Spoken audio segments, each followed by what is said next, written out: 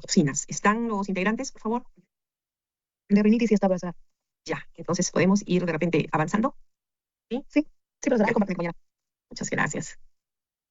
Está bien, Daniela. A ver, vamos.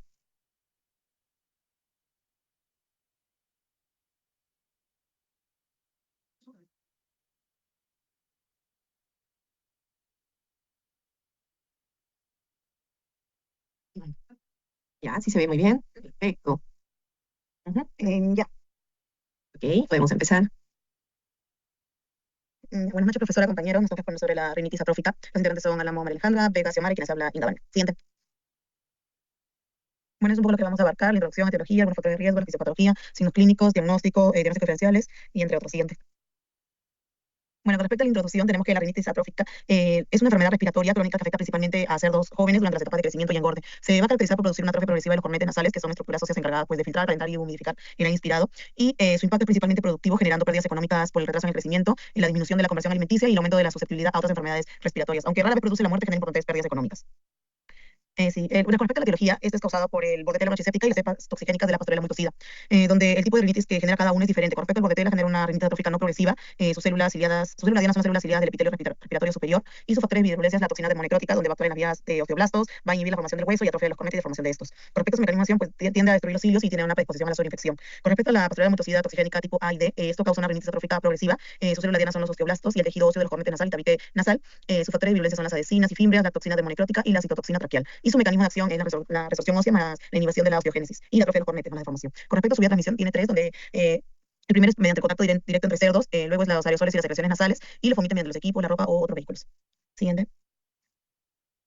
Con respecto a los factores de riesgo, existen diversos factores que van a favorecer la aparición y el desarrollo de la enfermedad. Entre ellos se va a destacar lo que es el manejo y la bioseguridad deficiente, como el hacinamiento, la mezcla de animales de diferentes edades, la ausencia de cuarentena y una limpieza inadecuada. También influyen las condiciones ambientales desfavorables, como las bajas temperaturas, la humedad alta, la ventilación deficiente, las corrientes de aire y el exceso de polvo o amoníaco que irritan la mucosa nasal y van a facilitar pues, la proliferación bacteriana.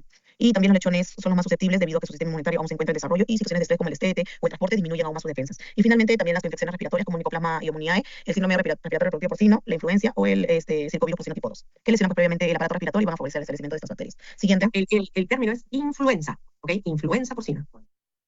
Sí, influenza porcina. Siguiente. Sí, no, continúa. Con respecto a la fisiopatología, pues esta comienza cuando el cerdo susceptible inhala aerosoles contaminados o entra en contacto con secreciones provenientes de animales infectados. Entonces, la primera bacteria que coloniza la mucosa nasal es la Bordetella bronchiséptica. Aunque puede encontrarse como una colonizadora oportunista en algunos animales, factores como el estrés, el hacinamiento o las coinfecciones van a favorecer su multiplicación y la expresión de sus factores de virulencia mediante la pil y la pertactina, que se van a adherir a este epitelio respiratorio, y posteriormente va a liberar una toxina demonecrótica y una citotoxina traqueal que van a destruir las células ciliadas y las células estromales de la mucosa nasal. Como consecuencia, vamos a tener que la consecuencia de esta lesión es que el epitelio respiratorio va a ser reemplazado por un epitelio escamoso estratificado que no posee cilios. Entonces, esto va a ocasionar que una disminución del aclaramiento mucociliar, por lo que el moco, las bacterias y otras partículas dejan de eliminarse de forma adecuada. Además, la mucosa pierde su integridad y van a aparecer erosiones y ulceraciones de la lámina propia que va a quedar expuesta.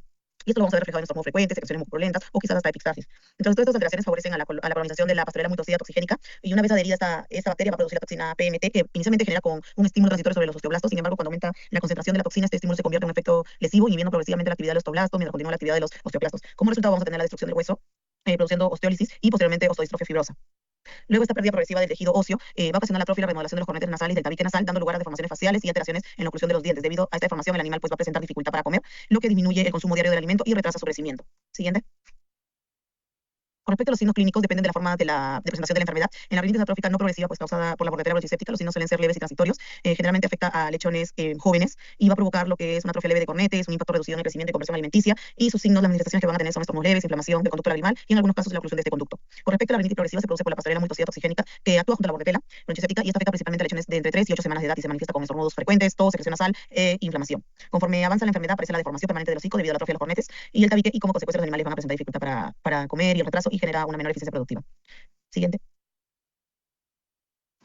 Para el diagnóstico de esta enfermedad, primero se hace un diagnóstico clínico presuntivo, en donde en sí la edad frecuente es en lechones de 3 a 8 semanas. También se ven los estornudos frecuentes, la tos y también la secreción nasal serosa, mucosa o también mucopurulenta. Por otro lado, también se va a ver lagrimeos o manchas debajo de los ojos por una inflamación o también una oclusión del conducto lagrimal.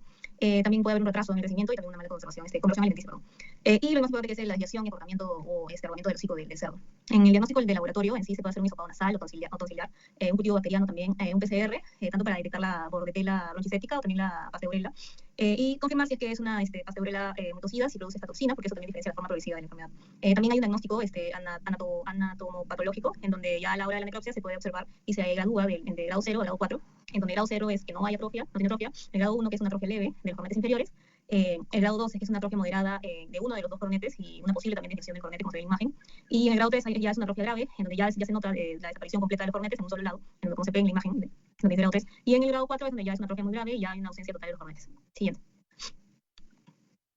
Ya, en sí, el diagnóstico diferencial, hay la rinitis necrótica y también hay rinitis por cuerpo de inclusión, o también por traumas o deformidades congénitas en sí del hocico.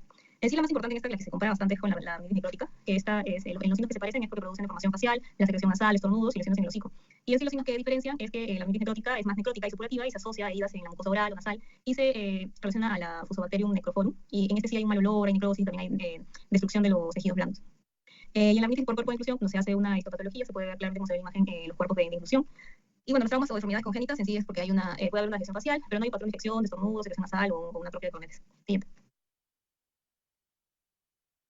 Ya, en el hallazgo de la necropsia, acá se puede ver claramente cómo el cráneo de un cerdo, en sí se puede ver en la primera imagen el hocico cómo está acortado, en la segunda se ve un corte longitudinal en un cráneo donde se observa ya la atrofia de los cornetes nasales, que ya están casi ausentes, no se ven. Y en la tercera imagen, la última, se ve como el hocico tiene una desviación a un lado. Siguiente. En este también, en la primera imagen, se puede ver la rinitis atrófica progresiva, en donde el coronete transversal de la cavidad nasal, en donde se observa una clara desviación del tabique, en donde es la flecha roja, y la desaparición total casi de los cornetes, que es donde se aparece, donde se señala la flecha celeste. Y en la segunda imagen se puede ver una rinitis atrófica, en donde se ve un aumento del cornete nasal en sí, se ven los restos celulares necróticos, donde se ve el asterisco. También en la flecha se puede ver el epitelio mucoso que cubre el cartílago del cornete y está casi necrótico, y el cartílago de la mitad inferior del cornete también está dañado. Siguiente. En el tratamiento se debe realizar de forma temprana, porque cuando ya existe una atrofia severa o una deformación del hocico, las lesiones entonces pueden ser ya permanentes. Entonces se pueden usar antibióticos bajo un criterio veterinario, o sea, depende de los signos también, y de preferencia según el cultivo y también el antibiograma. Entre los grupos más usados se mencionan las tetraciclinas, los macrólidos, las sulfanamidas, y también ya depende del caso. Sin embargo, el control más importante es la prevención, mediante la vacunación de las células reproductoras, para que los lechones reciban anticuerpos por el calostro. Y bueno, eso es todo. Siguiente. Ok, en este caso, sobre los casos clínicos tenemos dos. En el primer caso, pues, este ocurrió en una granja porcina kenia, que tenía 117 animales entre cerdas, un berraco, lechones y cerdos de engorde. Todo empezó porque varios animales comenzaron a estornudar constantemente y cuando hicieron la evaluación clínica también vieron que los corrales tenían bastante polvo. Y eso probablemente fue lo que favoreció el problema respiratorio empeorar. Entonces actuó como un factor predisponente importante que vamos a ver acá. Además de los estornudos, los animales presentaron secreción nasal, tos, lagrimeo, conjuntivitis, pérdida de peso y en algunos casos ya se observaba la desviación del hocico como se observa en la imagen de este cerdo de 24 semanas y además algunos con sangrado nasal. Pero acá lo interesante es que hubo una morbilidad de 36%, pero ningún animal murió, ¿no? Mortalidad de 0%. Después se intentó aislar las bacterias que normalmente causan la enfermedad, como se mencionó, Bordetella bronchiséptica y Pasteurella multocida, pero el cultivo salió negativo y solamente encontraron bacterias que forman parte de la flora normal. Bien. Luego, siguiendo con el mismo caso, pues como todavía tenían la sospecha, 2 meses después sacrificaron 15 cerdos para revisar las lesiones. Lo que hicieron fue cortar transversalmente el hocico para observar los mismos cornetes nasales, la famosa imagen intestinal respecto a la enfermedad, y ahí encontraron diferentes grados de atrofia de los mismos cornetes, incluso algunos ya estaban completamente atrofiados. En la histopatología también se observaron cambios como metaplasia escamosa, fibrosis e infiltración de células inflamatorias, y con eso ya pudieron confirmar que realmente se trataba de rinitis atrófica progresiva. A los animales más afectados le aplicaron oxitetraciclina. El tratamiento ayudaba a disminuir los estornudos, pero no eliminó completamente la enfermedad porque las lesiones ya eran permanentes. También aprovecharon para limpiar, desinfectar las instalaciones y algo importante es que los animales enfermos pasaban alrededor de un 15%, pesaban alrededor de un 15% menos que los sanos, así que esa enfermedad también tuvo un impacto económico para la misma granja. Ya luego, con respecto a la ejecución, pues lo que más llama la atención en este caso es que en sí también se menciona que es el primer reporte de rinitis atrófica progresiva en Kenia. También demuestra que un cultivo negativo no significa que la enfermedad no exista, porque al final el diagnóstico se confirmó gracias a las lesiones que encontraron en los cornetes durante la necropsia y además el exceso de polvo seguramente contribuyó a empeorar el cuadro respiratorio como un factor permanente. Entonces, este caso nos enseña que el manejo y la higiene son fundamentales para prevenir tanto la enfermedad, ya que cuando los cornetes ya están atrofiados ese daño prácticamente ya no se puede revertir. Luego, ya con respecto al segundo caso, pues aquí es un cerdo, un Yorkshire de 5 meses que llegó con 3 días de enfermedad, presentaba fiebre, anorexia, tos, dificultad para respirar y bastante secreción nasal y lagrimal. El propietario comentó que el animal vivía en malas condiciones, con poca higiene, mala alimentación y expuesto al clima. Todo eso hace que los animales sean mucho más susceptibles en este tipo de enfermedades respiratorias. Entonces, lo que acá se menciona es que durante el examen físico encontraron un hallazgo importante que fue la atrofia evidente de los cornetes nasales. Ese fue prácticamente el dato clave para sospechar de lo que sería rinitis atrófica y en este caso no contaban con pruebas como PCR cultivo o histopatología, así que el diagnóstico fue presuntivo. Básicamente se basó en los signos clínicos, en las condiciones de manejo y en la atrofia de los cornetes que se observó durante el examen físico. Como todo el animal era bastante grave, decidieron hacer la eutanasia con autorización del propietario y después recomendaron mejorar las medidas sanitarias y el manejo para evitar que aparecieran más casos como este. Entonces, aquí como conclusión, lo que cerraron los autores, o bueno, los que reportaron el caso, fue que este refleja algo que pasa muchas veces en el campo. No siempre se tiene todas las pruebas disponibles, así que el médico veterinario tiene que tomar decisiones basándose principalmente en la evaluación clínica. Las referencias bibliográficas y gracias. Muy bien, muy bien.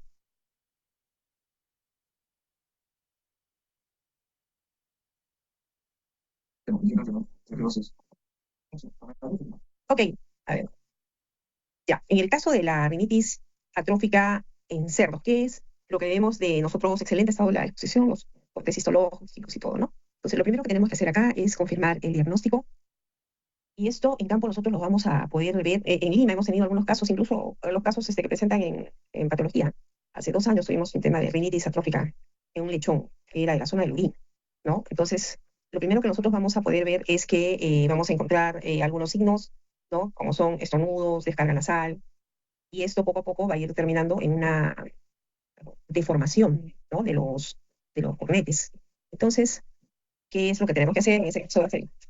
El tratamiento, primero hay que aislar los animales, ¿no? Pero muchos de los casos a veces se produce, no solamente es por el polvo o la contaminación que hay en el ambiente, sino por el tipo de alimento. Cuando es un alimento en polvo, bastante, podríamos decir que el cerdito no está acostumbrado a comer. Me parece que la procedencia de este caso clínico que presentaron fue de una granja de traspatio donde los animales estaban consumiendo alimentación húmeda, o sea, sopas con los residuos que colectan. Y cuando empezaron a sustituirle la alimentación para que empiece a engordar un poco más el animalito, empezaron a darle el alimento balanceado en polvo, y es ahí donde empieza a desarrollar de todo su lote de 10 lechones, uno de ellos llegó a desarrollar su tema de rinitis, ¿no? Entonces también a veces los animalitos tenemos que usar desde un principio, irlos adaptando a poder hacer el manejo, que si no, todo cerdo que come alimento en polvo estaría con rinitis. Pero en este caso era el único, los demás no, ¿no? Entonces, la recomendación sería, como la parte preventiva que ustedes dicen, es la vacunación antes del parto para poder hacer la transmisión de la inmunidad, a través de la inmunidad calostral, ¿no? La observación constante, el monitoreo, la vigilancia también serológica, que es lo más recomendado, frente, o sea, qué cosa es lo que está pasando en la zona, qué cosas hay. Entonces ahí es donde tenemos que aplicar nosotros un control, poder aplicar una serología, ¿no? Y la observación constante. El cerdo tiende su estornudo no es un estornudo como el que nosotros realizamos, pero sí, o sea, hacen un gesto que se están atorando, y eso lo detecta la persona que hace la crianza, ¿no? Dice, oye, este cerdito tiene un sonido medio raro. Pero cuando ya, como lo han dicho, tenemos que nosotros detectarlo antes que se haga la deformación de cornete, porque eso ya es irreversible, ¿no? Entonces, esa situación es importante que lo tengamos nosotros en cuenta, ¿de acuerdo? Ya, a ver, vamos a complementar un ratito con algunos videitos, cortito nada más. Si me permiten compartir, por favor. Gracias. Ya, ¿hay algún otro grupo que esté, por favor? Sí, profesora, el incipio de la porcina. Ya, a ver, esto es cortito, ¿no? Toman 5 minutos. Porcina. ¿Se escucha, verdad? ¿Sí? ¿Qué es la rinitis atrófica porcina? La rinitis atrófica porcina, o RAP, es una enfermedad de etiología bacteriana causada por Bordetella bronchiséptica o Pasteurella tosida. Afecta principalmente a cerdos, caracterizada por descarga nasal purulenta, acortamiento nasal y atrofia de los cornetes nasales. Bordetella bronchiséptica provoca la rinitis atrófica regresiva o no progresiva y otra forma leve de la enfermedad que no evoluciona a estados graves. En cambio, Pasteurella montosida es responsable de la rinitis atrófica progresiva. Ya, no sé si ustedes logran ver acá, esta posa, en algunas granjas se aplica esto para una forma de manejo de los cerdos y poder ellos temperarse, ¿no? Por el tema del calor. Rinitis atrófica progresiva, asociada a atrofia severa de los cornetes nasales, manifestaciones clínicas moderadas a severas. Las especies susceptibles incluyen principalmente a Sus scrofa domesticus, cerdos, con mayor incidencia en lechones y cerdos jóvenes, pero también los casos de mayor incidencia son los jovencitos. Eso no exceptúa a las madres. se ha reportado en Oricolagus cuniculus o conejos. La rinitis atrófica porcina no se considera una zoonosis, ya existe evidencia documentada de transmisión directa de los agentes etiológicos humanos bajo condiciones normales. Los signos clínicos tempranos incluyen estornudos frecuentes, descarga nasal serosa o mucopurulenta y ocasionalmente hemorragias nasales. En fases avanzadas se presentan deformidades faciales, retraso en el crecimiento y pérdida de peso. El diagnóstico clínico se basa en la identificación de signos característicos como descarga nasal purulenta, deformidades faciales y retraso en el crecimiento. Los diagnósticos de laboratorio incluyen cultivos bacterianos, PCR, histopatología de los cornetes nasales y pruebas ELISA para la detección de anticuerpos específicos. En cuanto a sus diagnósticos diferenciales, encontramos cuadros como la influenza porcina, rinitis alérgica, microplasmosis actinobacilosis pleuroneumónica y neumonía bacteriana secundaria. La RAP. O sea, todos estos casos que se hace el diagnóstico diferencial, no como neumonía, como la rinitis alérgica, o cualquier caso de respiratoria, se confunde por la secreción nasal, más no por la deformación de los cornetes, ¿ok? O sea, en su primera fase uno puede confundir. Puede considerarse endémica en regiones donde existe producción intensiva de cerdos. Factores predisponentes tales como altas densidades poblacionales, mala ventilación, niveles elevados de amoníaco y infecciones respiratorias, todas ellas contribuyen a su diseminación. La transmisión de la rinitis atrófica porcina se da principalmente por contacto directo entre animales infectados y susceptibles, pero también por aerosoles en ambientes contaminados. La prevención incluye la vacunación de cerdas gestantes y lechones, así como la implementación de condiciones ambientales óptimas. El monitoreo clínico y la inspección en mataderos son esenciales para su vigilancia. El control incluye el aislamiento de animales infectados, tratamientos antimicrobianos, eliminación de portadores crónicos y mejoras en la bioseguridad del plantel.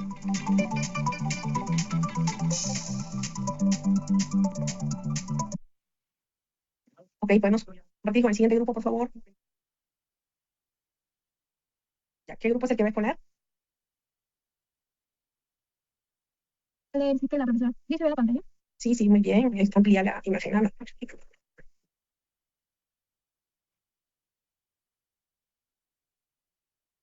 buenas noches, profesora. ¿Cómo me decís?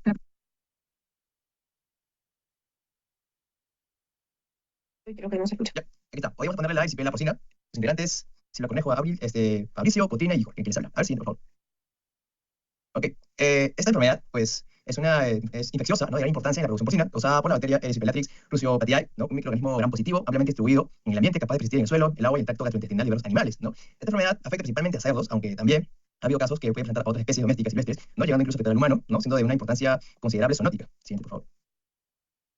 Y la etiología, pues tenemos a la Erisopela cruciopatiae, ¿no? Es una bacteria gram positiva, bacilo delgado pleomórfico, no es porulado, es un aerobio facultativo, alta resistencia ambiental, tiene 26 serotipos, en lo cual el 1 y el 2 afecta a porcinos, su distribución pues, es amplia, cosmopolita, se encuentra en suelo, agua, materia orgánica en decomposición, y el reservorio natural, pues es el cerdo, ¿no? Es el principal portador intestinal sano, y otros reservorios también lo que es aves, peces y mamíferos silvestres, ¿no? Y siguiente, por favor. Y como factores de riesgo tenemos condiciones ambientales, por ejemplo, lo que es el calor, la humedad, ¿no? Suele combinarse con una ventilación deficiente y hacinamiento. Esto genera una mayor concentración, ¿no? de residuos, lo que incrementa la posibilidad de contagio. Y pues tenemos el manejo y hacinamiento, pues, una alta densidad de animales y estrés por transporte, mezcla de lotes también, o cambios de corral, lesiones en la piel, ¿no? Muchas veces en el manejo hay áreas, ¿no? Donde puede lacerar, o peleas, instalaciones adecuadas, una baja inmunidad también, una falta de vacunación, ¿no? En animales jóvenes inmunosuprimidos, estrés nutricional o enfermedades recurrentes, y también portadores subclínicos, ¿no? O sea, hay que poseen la enfermedad, ¿no? O sea, el intestino, las amígdalas, en lo cual esto pues elimina la bacteria sin signos clínicos evidentes, ¿no? Siendo un factor importante. Y siguiente, por favor. Ya, Y sí, Jorge, una sugerencia. Siempre, profesor. siempre en una exposición, por más que tú tienes ahí los datos, siempre tienes que dar algunos alcances más para que no se entienda que estás haciendo solo una lectura del PPT, ¿ok? Ok, profesora. Gracias. Bueno, continuando con lo que es la fisiopatología en sí. La infección básicamente va a comenzar por la penetración del patógeno a través de la superficie mucosa subcutánea. Básicamente los microorganismos van a acceder al organismo a través de las amígdalas palatines o también lo que es el tejido linfoide asociado al intestino, que es el GALT, y a través de las heridas cutáneas por contacto directo o picaduras de artrópodos. La viruela en sí es la más frecuente ya que el cerdo ingiere agua o alimento contaminado con heces, orina o exudados de animales infectados, y una vez que el patógeno llegue y supere esta barrera epitelial, se va a enfrentar de forma inmediata a lo que es el sistema inmune. Ahora, lo que es en sí, va a haber una multiplicación local, más que todo por la activación de lo que son factores de violencia que tiene este bacteria, como una cápsula polisacárida que tiene también neuramidasas, también proteínas superficiales CPA. Básicamente juega un papel fundamental en la patogenia, ya que funciona como una adhesina para adherirse a lo que son las células huéspedes, básicamente en su región N-terminal media la adhesión de lo que es el endotelio vascular porcino y el reclutamiento del plasminógeno del huésped, facilitando así su diseminación insular. Para básicamente para penetrar lo que son los tejidos linfoides, la bacteria va a comenzar a ser fagocitada por lo que son los macrófagos, pero en ausencia de anticuerpos específicos para va a tener como que un mecanismo bactericida en sí, y lo que va a generar es de que los macrófagos no puedan pues, fagocitar en sí, y esto va a hacer que la bacteria se comience a replicar.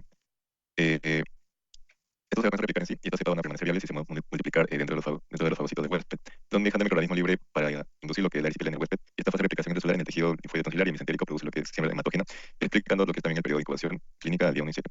Básicamente va a haber una exposición después de lo que es una bacteremia y septicemia, va a haber una migración de lo que es la barrera ganglionar, y luego esto va a comenzar a generar lo que son factores de exposición secundaria. Esto va a activar lo que son factores coagulantes, lo que va a formar lo que son trombos, y va a ocurrir esto lo que son oclusiones vasculares, lo cual va a generar en sí una hipoperfusión, trombosis sistémica, y posteriormente lo que se va a observar más que todo a nivel una lesión de patas neumónicas de esta va a ser lo que son las lesiones cutáneas.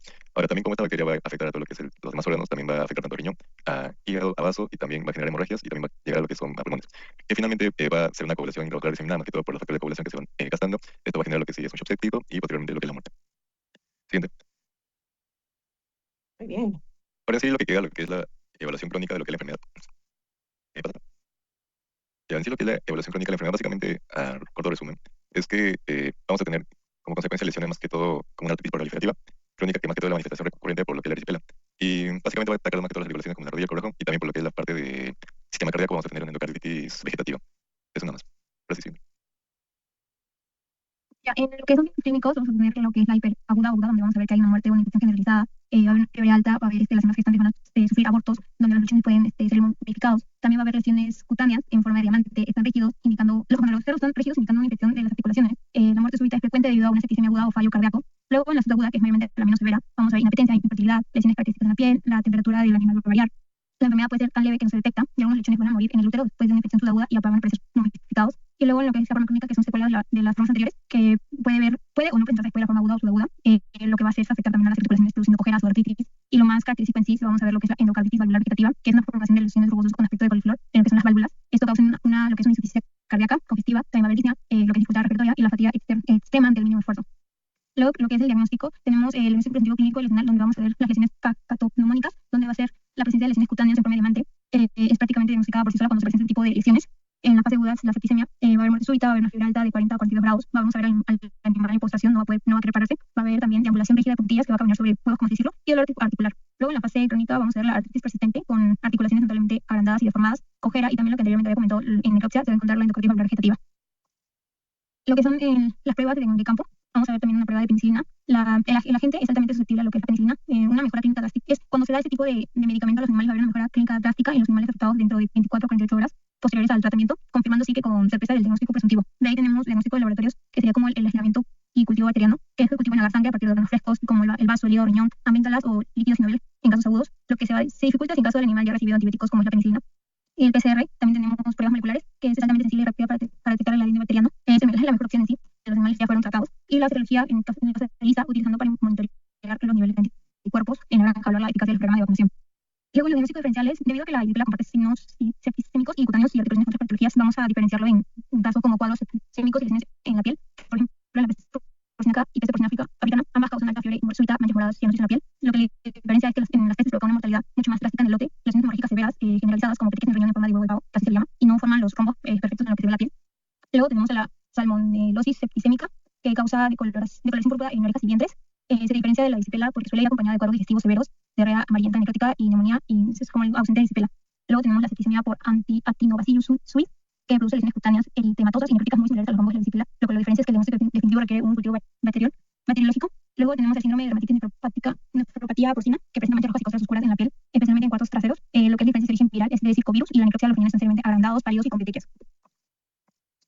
Luego, en los cuadros articulares, en lo que es cojera y artritis, tenemos lo que es el láser, la enfermedad por Gausserella parasuis, que se provoca cojeras y artritis en lesiones de transición. Lo que la diferencia es la causa de la policerositis fibrosa generalizada, que es la presencia de fibrina en el pericardio, pleura y peritoneo. Luego, lo que es la infección por Streptococcus suis, que causa artritis, cojera y septicemia, y lo que la diferencia clínicamente destaca por provocar signos neurológicos muy evidentes, lo que es meningitis, pedaleo, y es en lesiones jóvenes, lo que también producen micoplasmas, que son causantes de cojeras, polioartritis en cerdos en crecimiento, y lo que la diferencia es que tiene un curso más lento y no produce lesiones en la piel ni endocarditis bacteriana.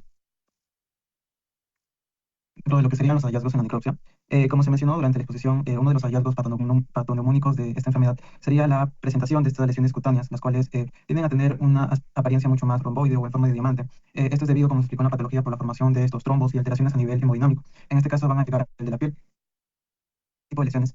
Otra alteración a nivel hemodinámico también sería lo que es una hemorragia, en este caso a nivel del parénquima renal, ya que es un órgano muy irrigado y va a generar esa formación de un tipo de salpicado o mancha en puntitos, lo cual se denomina como hemorragia petequial. Ambos son de pacientes confirmados con erisipela porcina. Siguiente, por favor.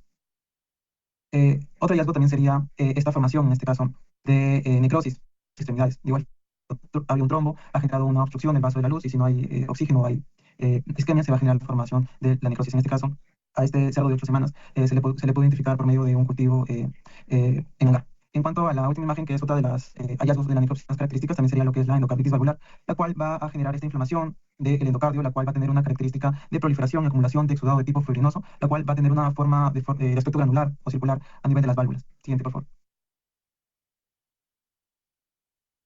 Siguiente. Bien, dentro de los tratamientos, uno de los principales sería lo que es la prevención y el control. La barrera principal para evitar el contagio entre diferentes recintos, o quizás cuando llegue algún tipo de animal nuevo, sería la vacunación, ya que esta va a abarcar de todo el cronograma que se maneja en diferentes granjas. Se va a incluir tanto en lo que es la vacunación de los berracos como los reproductores, tanto en hembras como machos, cada 6 meses, y también a los lechones normalmente a partir de la sexta o octava semana. Esto va a variar dependiendo del manejo en la instalación. Lo más importante también a tomar en cuenta sería la bioseguridad, ya que se debe tener estas instalaciones de forma limpia, tener un correcto control de ingreso de los animales nuevos, respetar lo que es la cuarentena, y reducir el contacto entre los roedores, ya sea tanto roedores o aves silvestres. Ecológico, una vez diagnosticado a los pacientes, sería principalmente lo que es la penicilina, en este caso la penicilina G procaínica, la cual es un antibiótico de elección muy utilizado en casos de erisipela confirmado, y se va a administrar cada 12 horas durante al menos 3 a 5 días. Otra alternativa también sería el uso de antibióticos como amoxicilina, pero esto va a depender también de la facilidad en la que se consigue la penicilina, ya que es mucho más efectiva, y también la cepa con la que se está tratando. Como se mencionó en la patología, también tiende a generar lo que es otros signos como fiebre, dolor articular, y para eso se va a utilizar lo que son antiinflamatorios, que en este caso no esteroideos, como AINES. Entre ellos tenemos lo que es el fluniximina, glutamina y el ketoprofeno. Siguiente, por favor. Bueno, dentro de la presentación del caso clínico, vamos a tener lo que es el Erisipelotris prostopitae. Va a estar ubicado, es un caso clínico de México, en lo que sería Guadalajara, Jalisco. Y en este caso se plantea lo que es el problema ya que en este país se desconoce lo que es la prevalencia exacta, debido a que normalmente estos síntomas se suelen confundirse con otro tipo de patógenos y el aislamiento de la bacteria es un poco más difícil, ya que tiene requerimientos estrictos en ciertos tipos de hangares. Y el problema que nosotros, bueno, que se plantea, digo, el impacto que va a generar va a hacer que genera graves pérdidas económicas, entre ellas la muerte, también retraso de crecimiento, en lo que serían hasta 28 días, y también va a generar que el productor se le genere descarte, ¿no? En camales, algún tipo de retraso también de crecimiento, y también hay estudios que mencionan que este tipo de bacterias puede hacer zoonosis y afectar a las personas. Dentro de la presentación del caso, menciona que el brote ocurrió en una granja de ciclo completo, ubicado en la región de Tlajumulco, en México, y también lo que es la parte de Guadalajara, Jalisco, y afectó alrededor del 40% de la población, y se va a manifestar en diferentes áreas. Entre ellas tenemos la área de gestación, en donde a las marranas les provocó abortos entre los 50 y 65 días de preñez. Otros signos, como sería lo que es la inflamación de las orejas, en donde tiene un aspecto de acartonamiento o de chicharrón, como menciona el paper. Siguiente, por favor.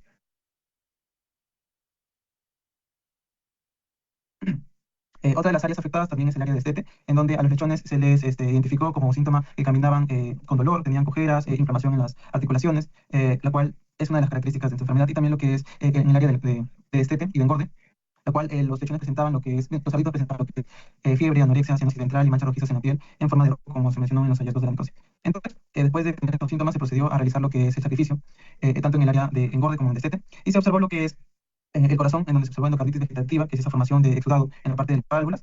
También se presentó en las articulaciones una inflamación del carpo y metacarpo, en donde el líquido sinoval tenía un color mucho más oscuro, colorado, más y también otros órganos se encontraba lo que es la esperomegalia o el agranamiento del vaso. Dentro del diagnóstico de laboratorio, se procedió a realizar lo que serían 28 muestras. En total fueron 8 de sangre, 2 de corazón y 6 de amígdalas y 3 de líquido sinovial.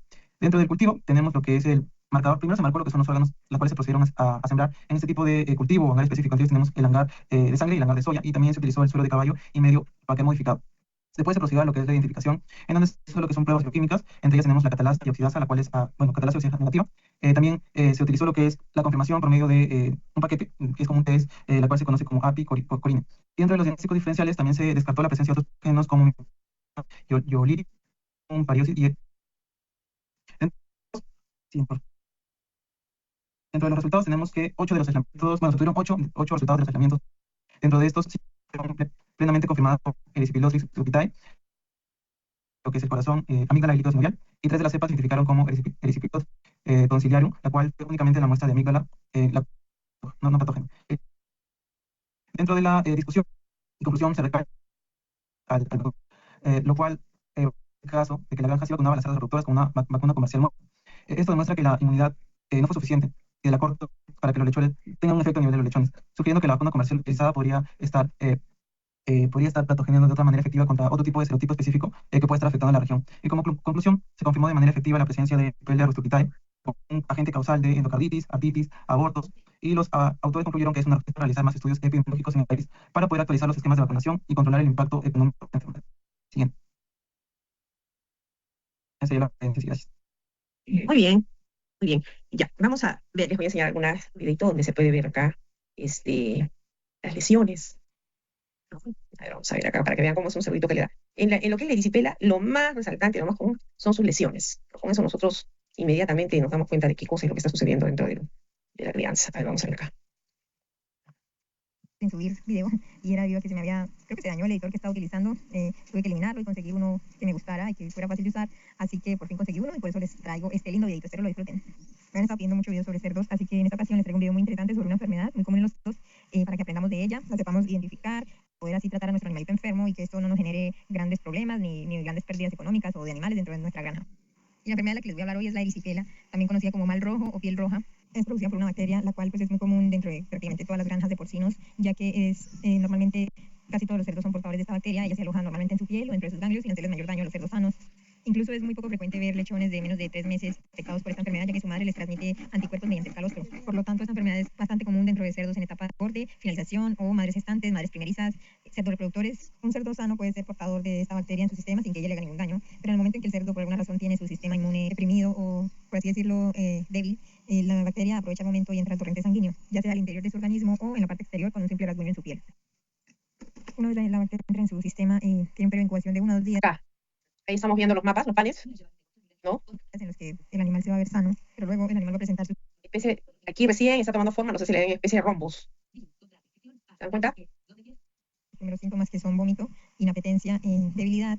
El animal se postra, luego tiene dificultad para caminar, le da una especie como de artritis, también fiebre alta, también expulsa flemas por su nariz y boca, o también puede ser saliva o espuma. Y le van a empezar a salir sus primeras manchas o sarpullidos en la piel, las cuales van a ir aumentando exponencialmente. Es decir, el primer día vamos a ver 1 o 2, al segundo día vamos a ver 5 o 10, o sea, estos se van multiplicando rápidamente. Y tiene una figura particular, ya que tienen forma de hexágono o diamante también le llaman.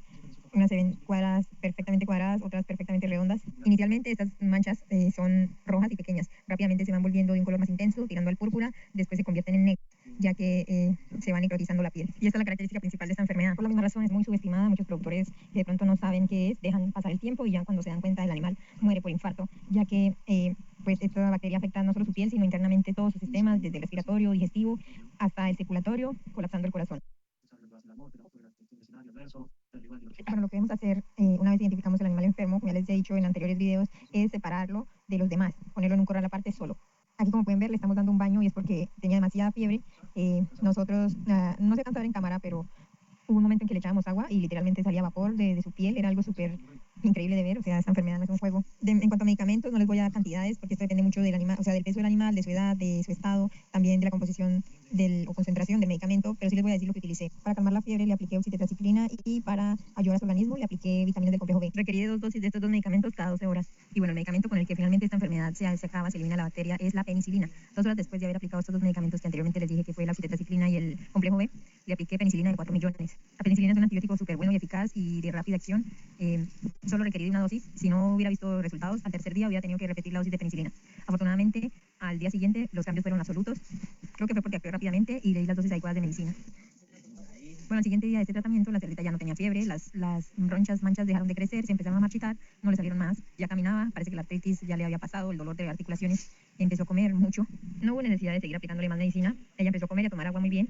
Lo único que seguía haciendo fue ponerle violeta genciana en las heridas que se le formaron, o sea, en las manchas de la piel, en las ronchas, ya que ellas continúan un proceso como cuando uno se cae y se lastima la piel, luego sale costra, esa costra se va cayendo, o los mismos marranos se la van quitando cuando se rascan contra algo, o otro marrano se la puede quitar. Entonces, para prevenir más infecciones o que la mosca se parara ahí, yo le echaba violeta genciana hasta que cicatrizaba. Y ya prácticamente al tercer día la devolví con sus compañeros marranitos y todo estuvo bien. No hubo epidemia, ningún otro marrano se infectó, todo salió muy bien.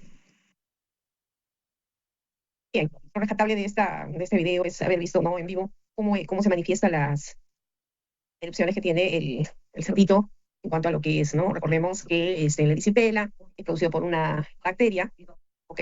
Entonces, es el Erysipelotrix, ¿no? Y es una bacteria gram positiva, es resistente al ambiente, encontramos en suelo, cama, agua, y sobre todo que es portadora frecuente en animales sanos, ¿no? Se ubica en las tonsilas. Entonces, nosotros vamos a ver un animal, ahí hemos visto que está con un poco de anorexia, con una fiebre alta. ¿Cómo reconocemos un animal que está afiebrado? Está cerca del agua, del bebedero, pero ya ni siquiera se va a levantar. Entonces, por ahí es que hay que empezar a tratarlo. Primero sacarlo, evacuarlo del lugar, ¿no? Para poder cuarentenarlo y empezar a hacerle su tratamiento. ¿Ok? Ahora, la transmisión pudo haber sido por contacto directo con otros animales, pero si es el único, entonces pudo haber sido vía oronasal o por alguna herida que tiene el cerdito, ¿no? Entonces, recordemos que la gran mayoría de cerdos en este caso, son portadores asintomáticos. Entonces, no pasa nada, aparentemente, ¿ok?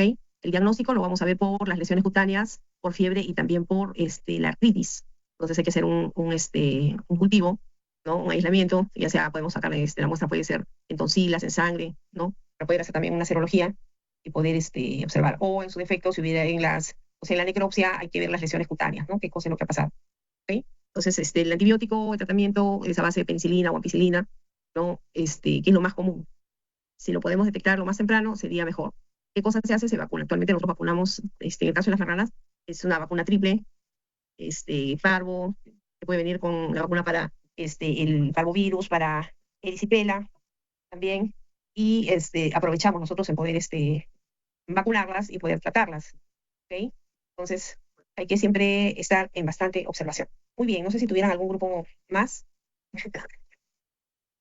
Lo que hemos completado, ¿no? Bien, yo voy a estar en contacto. Por favor, ¿me podrían enviar sus presentaciones o a través de su... Profe, que me lo pasen y yo se lo envío. O sea, que lo manden a lo que yo se lo envío. Perfecto. Ya, Miguel Ángel, entonces que te envíen. Yo voy a estar en contacto contigo para poder hacer el tipo de preguntas, cómo se va a evaluar. ¿Ya? Profesor, ¿Ok? Dime, faltó de enfermedad de Augeski. hay uno. ¿Está? Si el grupo está, excelente. ¿Está el grupo? Creo que sí. Está de una vez, para no... Sí. Ya, excelente, de una vez, de una vez. Ya, a ver, vamos, muchachones. profe, yo comparto, me dices si se ve, por favor. Pero Ya. todavía no estoy muriendo. A ver, Agustín. A ver, a ver. Dale. Ya le pasan a Miguel Ángel sus trabajos, por favor. Eso está. Creo que ahí se ve. Perfecto, te escuchamos. Pero bueno, se va a empezar mi compañero barra A. Yo empiezo, profe. Miguel Silva.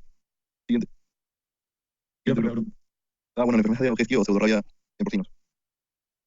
Bueno, la introducción es de que la enfermedad de Ojeski, también conocida como pseudorrabia, es una enfermedad que va a afectar principalmente a cerdos y a jabalíes. Estos son los hospederos naturales y causa pérdidas económicas significativas en la producción porcina. Siguiente, por favor.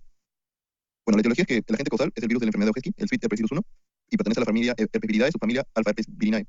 Y es un ADN de doble cadena y está envuelto. Bueno, lo que ocurre es que tras la infección, el virus se establece de manera latente en los ganglios nerviosos y se reactiva en situaciones de estrés o inmunosupresión. Se va a transmitir principalmente por contacto directo con secreciones nasales y orales de animales infectados, aunque también se puede transmitir por vía venérea, placentaria y en menor medida por fomígenes contaminados. Siguiente, por favor. Bueno, los factores de riesgo es alta densidad de cerdos en granja, introducción de cerdos infectados o portadores en cuarentena, contacto con otros animales infectados como jabalíes, un estrés, como ya mencioné, el agente patógeno se puede mantener latente y cuando el animal está estresado y inmunosuprimido van a aparecer los signos clínicos. Bueno, otro factor de riesgo es la ausencia de cobertura de vacunación y la introducción de semen o reproductores provenientes de establecimientos que no tenían controles sanitarios adecuados, porque también se transmite por vía venérea. Siguiente. Bueno, los signos clínicos los hemos dividido en cómo afecta según la edad y el momento de la infección. Por ejemplo, en lechones van a haber fiebres altas, va a haber letargo, depresión, va a haber una pérdida del apetito marcada, va a generar temblores musculares, va a haber incoordinación, en algunos casos convulsiones, va a haber parálisis y en lechones este agente patógeno va a causar muerte entre 24 y 48 horas tras la aparición de los signos. Es fulminante en lechones, son los más afectados. Bueno, luego en cerdos que estén en crecimiento y engorde, va a causar fiebre, disminución de consumo de alimento, por ende va a causar pérdida de peso, va a haber un retraso en crecimiento y va a causar signos nerviosos que no van a ser siempre, pero van a ser ataxia, temblores. Y finalmente en áreas reproductoras, en cerdas reproductoras, va a causar fiebre, anorexia, abortos, reproducción embrionaria, modificación fetal y si llegan a nacer estos lechones van a ser débiles o van a estar muertos. Siguiente, por favor. Bueno, con respecto a la fisiopatología, esta enfermedad está causada por el virus de la pseudorrabia, que es el que mencionó mi compañero, y las vías de diseminación van a ser principalmente neural y hematógena, y el virus tiene tropismo neurotrópico, respiratorio, linfático y sistémico.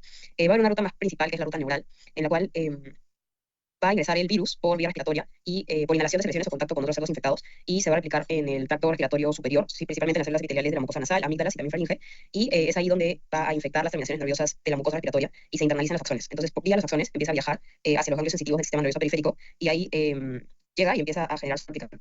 Después de aplicarse, inicia un transporte anterogrado y retrogrado por vías tanto aferentes como aferentes, que son sensitivas y motoras, y llega al sistema nervioso central, donde genera inflamación, necrosis neuronal, también difusión de varios circuitos nerviosos y genera signos como prurito intenso, ataxia, y también hay daño en las células gliales. Se menciona también que va a depender de la cepa lo que va a generar el virus. Por eso hay cepas más violentas, como la Becker, en la cual va a utilizar tanto vías aferentes como eferentes para llegar rápidamente al sistema nervioso central, generando prurito bastante severo, también signos sistémicos precoces, y en cambio en cepas un poco más atenuadas como la Barta, estas van más que nada por vía eferente y llegan de manera más tardía al sistema nervioso central, generando signos leves o subclínicos. Algunos de los hallazgos que vamos a encontrar va a ser una inflamación con infiltrado perivascular linfoplasmocítico y también cuerpos de Negri, que son las inclusiones intranucleares en las neuronas. Bueno, hay otra vía complementaria, que es la hematógena, donde volvemos a la llegada del virus al epitelio respiratorio, lo cual va a generar una infección de las células locales y la liberación de este virus en el espacio intersticial.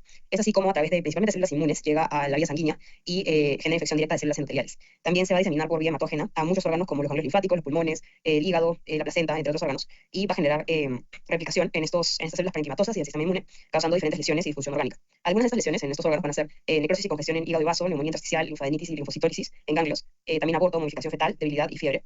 Y esta viremia se puede intensificar a nivel del sistema nervioso central, generando una infección más fuerte y generando lesiones neurológicas importantes.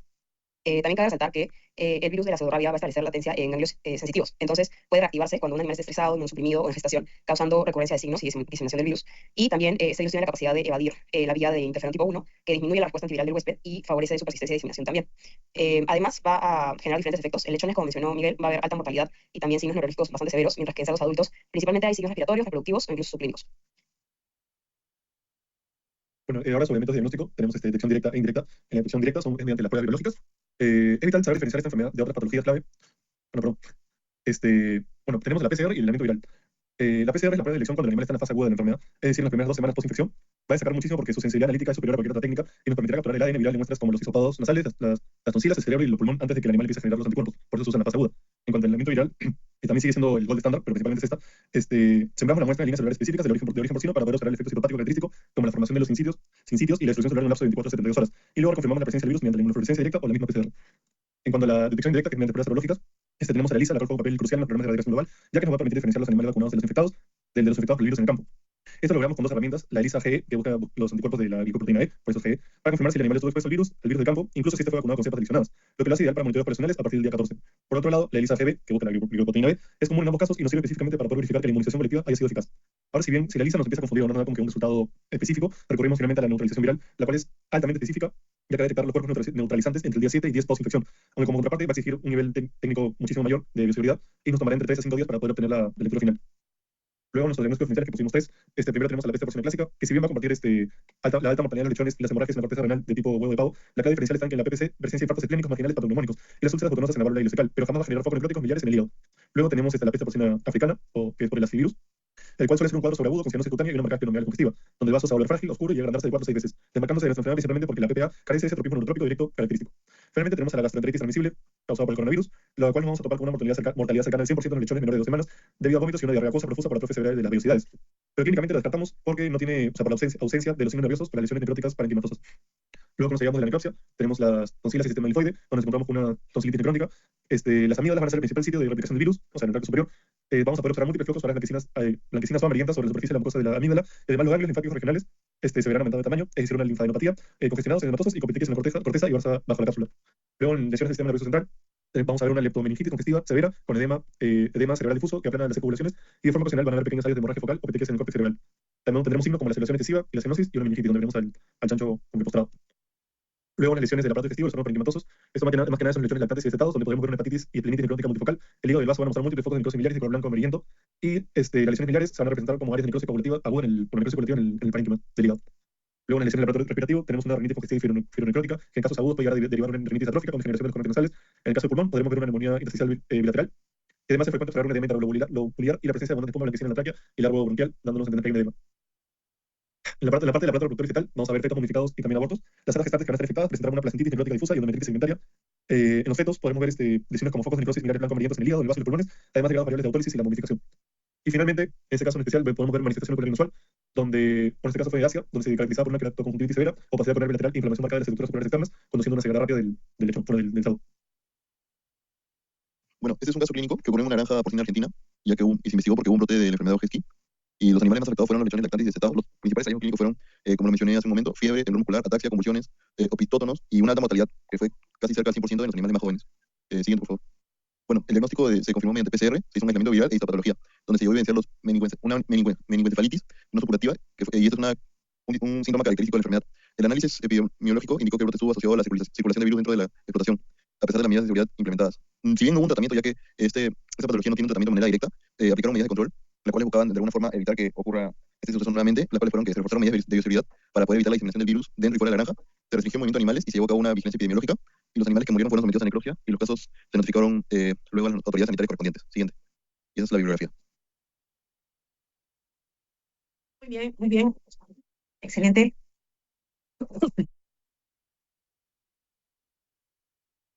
Bien, yo creo que hemos concluido con la sesión de hoy. Yo voy a estar en contacto con su delegado para algunas recomendaciones. ¿Está bien? ¿Sí? Ya, Miguel, me pasa los trabajos, por favor. Gracias. Y que lo pasen y le envío, profe. Ya, gracias, gracias. Ya, disculpen que por un tema de salud voy a tener que cerrar la sesión ahora. Gracias. Usted.